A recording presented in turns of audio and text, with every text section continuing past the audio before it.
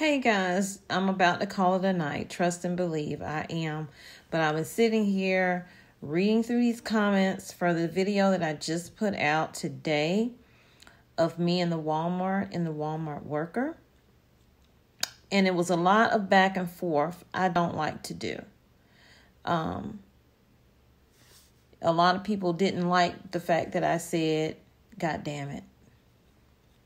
Not God damn it, got damn it. But a lot of people don't like to hear that. Nonetheless, it was said. And if that offended some people, for that I apologize, because it's never my intention to offend anybody. I'm not going to apologize for saying something in the heat of the moment. I'm not, because I'm human and I err.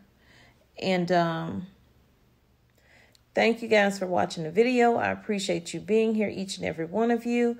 And for those of you who are new to my channel, welcome to the channel. Those of you who have decided, because I said that one word, out of all the good things that I've said and information that I provided and time I've taken out of my day to provide, if that one word is enough to make you leave, you have a blessed day. I hope you find the channel that you're looking for, one that's going to feed you the truth and not a lie, and give it to you straight, no chasers. Don't get caught up and distracted by one word that you lose sight of why you here in the first place. But like I said, can't make you stay. Can't make you go, but can't make you stay. Those of you who choose to say, I appreciate each and every one of you, and I'll see you guys in the next video. And to that one person, well, not even one. It was the one person and some tag-alongs. To y'all, like I said, I apologize if I offended you, but you're not going to determine what I say and how I say it on my channel. And like you said, you don't have to watch. You really don't. I would appreciate you being here, but I'm pretty sure God is going to replace it with somebody who's not so judgmental, not sitting in the glass house throwing a stone. And you absolutely right. I am putting myself out here on this platform and people are going to judge me. And I accept that 100%. I do. But don't think you can say what you want to say to me and I'm not going to respond back. Now, I'm going to do it politely and I'm not putting you on blast. You put yourself on blast when you had that comment because you could have DM'd me privately if you really had a correction you wanted to make with me or talk to me or feel like you need to get me in place. I'm just saying. And that's all I'm going to say on that. But this video is just saying, y'all, I'm sending thoughts and prayers out to people in Montana who are dealing with the flood, the severe flood that has happened at Yellowstone. I do know that that is a difficult moment when your life is turned upside down. Things are happening. You don't have electricity. You don't have water. You're possibly losing whatever food that you do have because you don't have power. That's difficult. We went through that when I lived in South Carolina in 2015 and we had the 1,000-year flood. You know, roads gave way, dams burst, flooded homes. Lake Murray released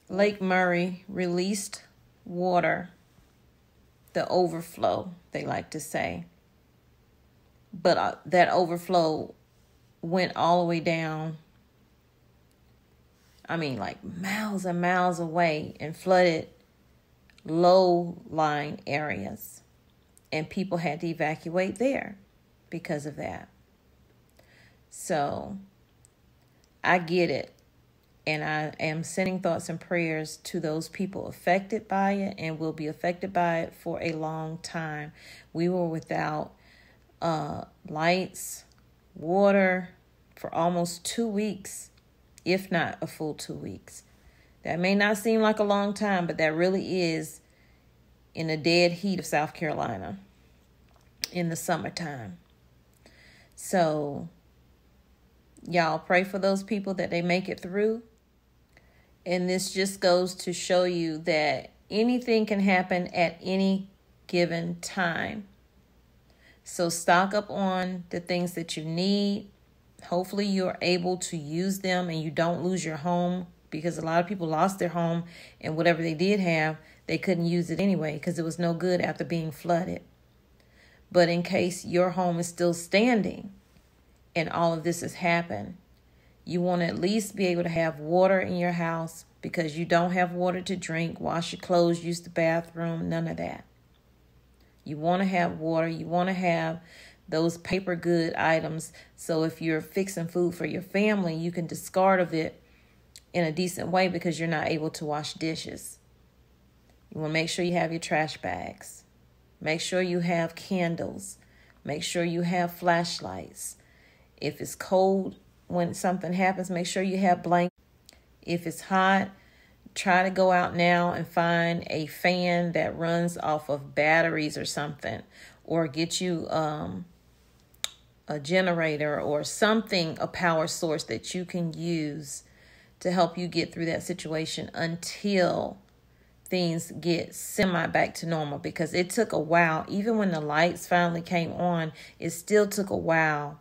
Even when the water was working again, it still took a while. We still had to boil water. At that time, I wasn't prepping like I'm prepping now. So I had to actually go to the fire department and get water. And trust me, that line was long. That's not where you want to be when it's hot and you have your kids. It's really not. This weather is unpredictable.